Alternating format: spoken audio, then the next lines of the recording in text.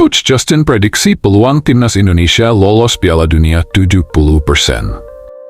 Pengamat sepak bola, Coach Justin mengatakan peluang timnas Indonesia lolos ke Piala Dunia 2026 masih terbuka lebar.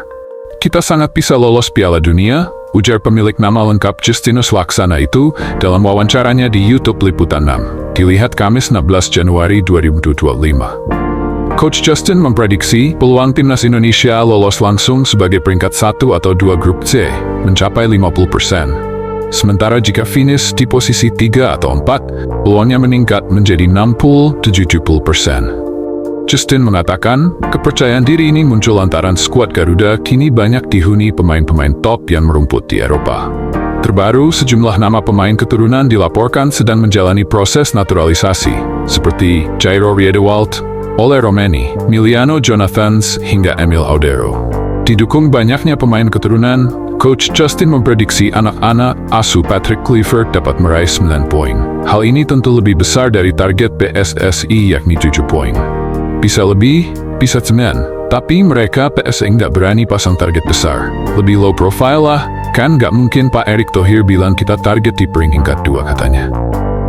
Menpora klarifikasi kabar Mitchell Bakker dinaturalisasi timnas Indonesia. Tidak benar, cari opsi 1 pemain lagi. Menteri Pemuda dan Olahraga, RI, Tito Aryo Tejo, mengklarifikasi kabar Mitchell Bakker akan dinaturalisasi oleh PSSI untuk timnas Indonesia. Tito membantah Bakker bakal dinaturalisasi.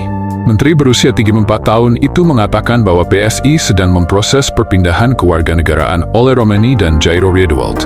Namun, Tito menjelaskan bahwa pihaknya bersama PSSI tengah berburu 1 pemain keturunan lagi sebagai alternatif untuk dinaturalisasi timnas Indonesia. Tidak benar, kami fokus dengan Ole Romeni dan Jairo Riedewald dan mencari opsi 1 pemain lagi, ujar Tito dalam Instagramnya @TitoAryoTejo, Rabu 15 Layati 2025. Sebelumnya, ketika di doorstop oleh wartawan di kantor Kementerian Pemuda dan Olahraga Kemenpora, Jakarta Pusat, pada Rabu 16/1/2025, Tito mengungkapkan bahwa PSSI bakal dan hendak menaturalisasi 3 pemain. 2 di antaranya adalah Romeni dan Riedewald. Lantas, siapa 1 pemain lagi? Tito tidak membantah ketika jurnalis menyodorkan nama Bakker meski tidak mengucap namanya. Romeni ada, Riedewald masih paperworks. 1 lagi, nah itu, benar, ucap politikus Partai Golkar tersebut. Diklaim media Belanda, sebelumnya pada 4 Januari 2025, media Belanda, Algemeen Dagblad atau AD, mengabarkan bahwa PSSI membidik Mitchell Bakker untuk dinaturalisasi demi timnas Indonesia. Bakker disebutkan Adi mempunyai darah Indonesia dari kakeknya yang lahir di Maluku. Sepanjang kariernya, Bakker belum pernah bermain untuk timnas Belanda. Dia hanya membela tim level usia mulai dari U15, U19, U11, U11, U11, dan U21. Sebuah unggahan di Facebook menarasikan mantan pelatih timnas Indonesia Shin Tae-yong akan menjadi direktur teknis timnas Indonesia. Dalam unggahan tersebut terlihat tangkapan layar dari laman Wikipedia, STUI menjadi direktur teknis dan Patrick Kluivert menjadi pelatih kepala. Berikut narasi dalam unggahan tersebut. Wikipedia Timnas Indonesia sebut Shin Tae-yong jadi direktur teknik. Per 12 Januari, pada 6 Januari 2025, PSSI secara resmi mengumumkan pemecatan Shin Tae-yong dari posisinya sebagai pelatih Timnas Indonesia. Keputusan ini diambil setelah evaluasi menyeluruh terhadap kinerja tim nasional di bawah kepemimpinannya. Namun, beberapa hari kemudian, muncul spekulasi bahwa Shin Tae-yong tidak sepenuhnya meninggalkan struktur kepelatihan timnas Indonesia. Beberapa sumber menyebutkan bahwa ia akan dipromosikan menjadi direktur teknik timnas Indonesia. Posisi ini dianggap strategis untuk memanfaatkan pengalaman dan keahliannya dalam pengembangan sepak bola nasional. Meskipun demikian, hingga saat ini belum ada konfirmasi resmi dari PSSI mengenai penunjukan Shin Tae-yong sebagai direktur teknik. Informasi yang beredar masih berspekulasi dan belum dapat dipastikan kebenarannya. Namun pada Minggu 12 Besata, Wikipedia Timnas Indonesia menyebutkan bahwa Shin Tae-yong kembali bergabung di skuad Garuda dengan mengisi posisi direktur teknik. Perubahan ini menimbulkan berbagai reaksi di kalangan pecinta sepak bola Indonesia. Sebagian mendukung langkah PSSI untuk meningkatkan kualitas tim nasional, sementara yang lain mempertanyakan keputusan tersebut. Untuk informasi lebih lanjut, masyarakat diharapkan menunggu pernyataan resmi dari PSSI terkait struktur kepelatihan dan manajemen timnas Indonesia. Namun, benarkah Shin Tae-yong diangkat jadi direktur teknis timnas ini? Timnas Indonesia mendapat sorotan dari media Cina dan disebut telah menciptakan badai di Asia. Cina merupakan salah satu saingan timnas Indonesia di kualifikasi Piala Dunia 2026. Beberapa bulan lalu, timnas Indonesia di bawah asuhan Shin Tae-yong kalah tipis di kandang Cina. Kini di bawah pelatih Patrick Kluivert, ada kemungkinan timnas Indonesia untuk balas dendam ke Cina pada Juni mendatang. Media China sendiri memberikan sorotan tajam kepada timnas Indonesia sebagai salah satu lawan yang dianggap paling berbahaya.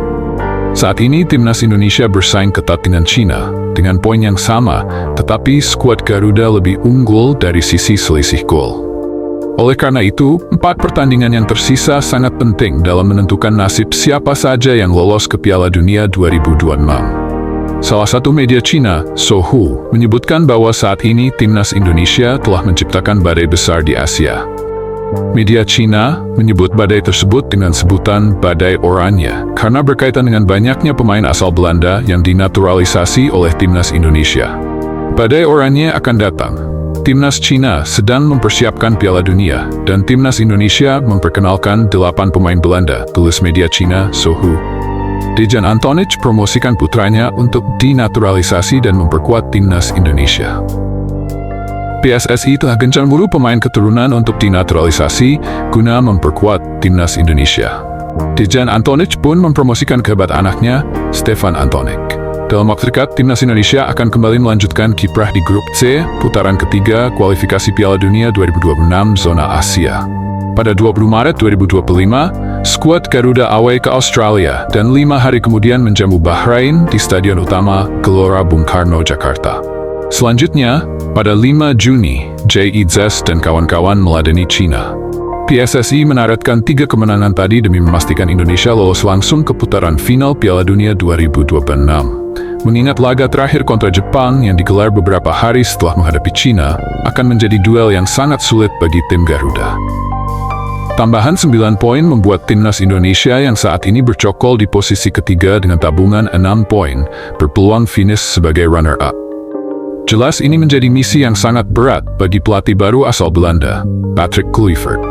Oleh karena itulah, Patrick Kluivert masih butuh banyak suntikan darah segar di semua posisi.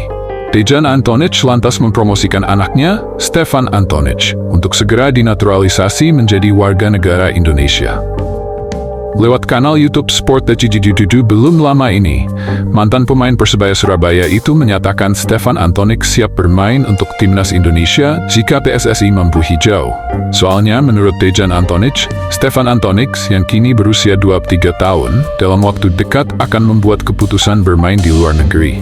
Ketika Stefan bikin keputusan mungkin main di luar negeri, mungkin di Indonesia atau di Eropa, saya dan istri pasti balik ke Indonesia, kata Dejan Antonich. Dejan Antonich dan keluarga termasuk Stefan Antonich selama ini memang tinggal Hong Kong.